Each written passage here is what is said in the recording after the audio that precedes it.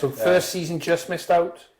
Goal difference, but we won the last day. So who was it that went Swansea out on Uni, the last day? Was it Bridgend Street? Bridgend Street, yeah. Okay. So it was at Swansea Uni, Bridgend Street all the way through.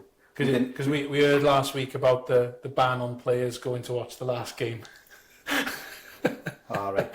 The night before the cup final. Yeah. But you've still got to the cup final. Yeah, we got to the cup final, so we didn't lose a game till April. So we had the semi-final against Pontypridd on the Wednesday. Yeah. 3-3 went to extra time, beat them on pens. And on the Saturday then, we were still unbeaten. So this was April. Might have been end of March, beginning of April, right? So we've obviously, the emotion then that takes out of you, getting the cup final, what have you. Yeah. So 3 days later, or 2.5 days later, you got Bridgend Street. So they've come down, they beat us 3-0, right? There's nothing in us. Couldn't string a pass together, right? It was just emotionally, couldn't do anything. When you're still in a league situation, it's actually the worst way to win a semi, innit? Yeah. To go through it all and then penalty shootout and have the elation because now it's hard to get back in. I know what I'm saying now, they only got a cup run, even if you get knocked out in the semi-final.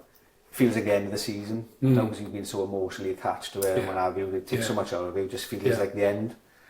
So you've got to go and play a game then. I think we were like 21 points ahead of them and they had like 8 games in hand. So they beat us.